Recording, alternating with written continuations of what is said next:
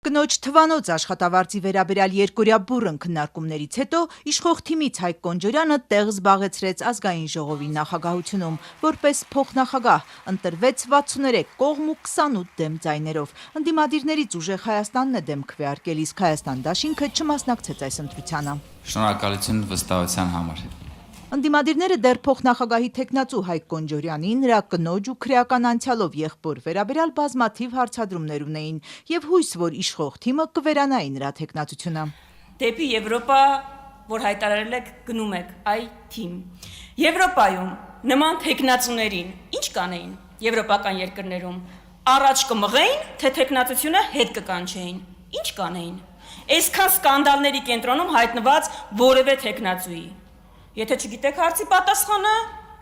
հետ կկանչեին։ Հայաստան դաշինքից Քրիստինե Վարդանյանի կարծիքով Կոնջորյանին իշխող թիմն առաջ է մղում, քանի որ նրա պես ընդդիմությանը թիրախավորող չկա, պերճախոս է բառարանային հազվագյուտ բառերով։ Իսկ ընդդիմադիրների հարցերն այսօր էլ հայփոստի վերաբերյալ էին։ Այստեղ փոստատարներն ընդամենը 80,000 դրամ են ստանում, իսկ Հայկ Կոնջորյանի կինն ամեն ամիս $10,000։ Թե ինչպես է նա ընտրվել տնօրենի պաշտոնում, մրցույթի վերաբերյալ որևէ տեղեկատվություն չի տրամադրվում։ Բոլոր հիմքերը ունենք կարծելու, որ կա քաղաքական հովանավորչություն։ Ընդ որում բարձր աշխատավարձ ստացող տնօրենի գործունեությունն ըստ ընդդիմադիրների ներկայացրած տվյալների մեղմ ասած փայլուն չէ։ Ինչքան վնասը ավելացել է հայփոստի, այնքան աշխատավարձային ֆոնդն է ավելացել եւ ձեր կնոջ աշխատավարձը։ Որտեղ է լավ վարձատրվող, լավ մասնագետի,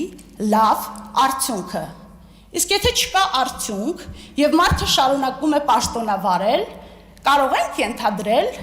որ այստեղ կա, օրինակ, հովանավորչություն։ Երեկ Հայկ Կոնջորյանը հայտարարել էր իր կինը հայփոստի պատմության մեջ ամենացածր աշխատավարձ ստացող տնօրենն է։ Մի քիչ էլ խղճահարություն եք փորձում առաջացնել, որ բա գիտեք իմ կինը ամենացածր աշխատավարձ ստացող ղեկավարն է, տենց հազիվ յոլա ենք գնում։ Ըստ Կոնջորյանի կինը դեռ 10 տարի առաջ է ստացել այնքան աշխատավարձ, որքան падգամավորներն են այսօր ստանում։ Ազատության թիմը պարզեց համենայն դեպս 8 տարի առաջ Շուշան Ալեքսանյանի եկամուտը ամենևին էլ մոտ չէր խորհրդարանականի աշխատավարձին։ Ըստ հայտարարագրի նա ամսական ընդամենը 476,000 դրամ էր ստանում։ Падգամավորներն այսօր շուրջ 800,000։ Կոնջորյանն ու թիմակիցները որպես վկայություն, որ հայփոստի տնօրենի աշխատավարձը հարկատուների գրպանից չէ, պնդում են պետական այս ընկերությունը ինքնաֆինանսավորվող է։ Հայփոստը պետական բյուջեից ֆինանսավորում չի ստացել։ Կոնջորյանի տիկնոջ նշանակումից ամիսներ առաջ, սակայն կառավարությունը հայփոստի կանոնադրական կապիտալն ավելացրել է շուրջ 2 միլիարդ դրամով։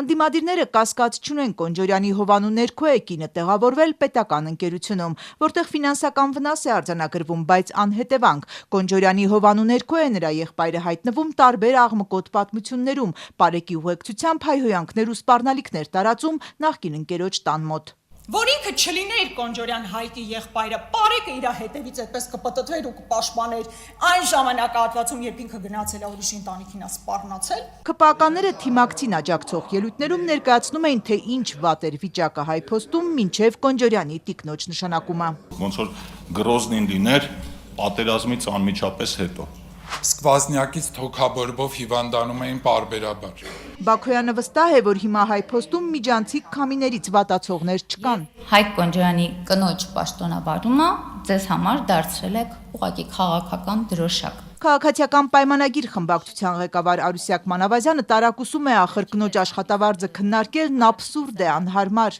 Ոչ ոք չասեց, որ պարոն Կոնջորյանը այսինչ կամ այնինչ տեղում ծախողել է կամ, չգիտեմ,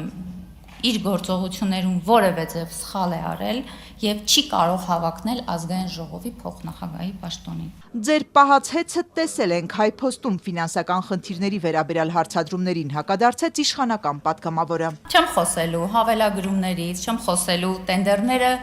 այս կողմ, այն կողմ մեջ անելուց, չեմ խոսելու աստղաբաշխական աշխատավարձերից, որը ուղիղ ազդեցություն է ունեցել էլեկտրաէներգիայի սակագնի վրա։ Ի վերջո, ինչպիսին է հայփոստի ֆինանսական վիճակը, արդյոք այնքան լավ, որ տնօրենը $10,000 աշխատավարձ ստանա, գուցե այնքան վատ, որ փոստատարի 80,000 դրամն անփոփոխ է մնում։ Պետական այս ընկերությունից առավոտյան հրաժարվեցին որևէ մեկնաբանություն ներկայացնել, եւ միայն երեկոյան Կոնջորյանի կինը Շուշան Ալեքսանյանը ներկայացրել պատասխանեցրեց այն, ինչ ամուսինը հնչեցրեց խորհրդարանական ամբիոնից եզրափակիչ ելույթի ժամանակ։ Հայփոստը վճարել է պետությանը 1 միլիարդ դրամի դիվիդենդ։ Սա մեկ։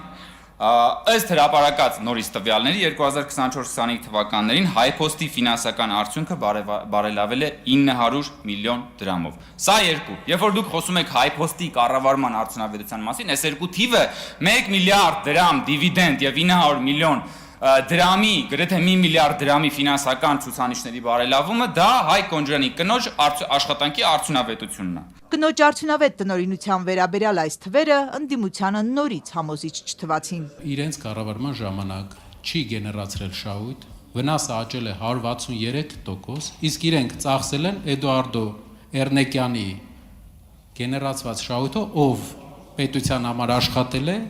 եւ այդ շահույթն է մենակ բաշխվել, իսկ իրենք բաշխել են իրենց աշխատած 0%։ Քննարկման ավարտին քվեարկությունից րոպեներ առաջ Հայկ Կոնջարյանը հաճույքով արձանագրեց, որ ընդդիմությունն իր անձի վերաբերյալ ասելիք չի գտել, իսկ Հայաստան դաշինքում իրենից վախենում են, փախչում հենց ամբիոնին է մոտենում, այ հիմա կընտրվի ու վերևից կապահովի սուր էմոցիաներ։ Եթե ես ընտրվեմ, խոստանում եմ ձեզ համար ապահովել հաճելի ժամանց այս նիստերի դահլիճում։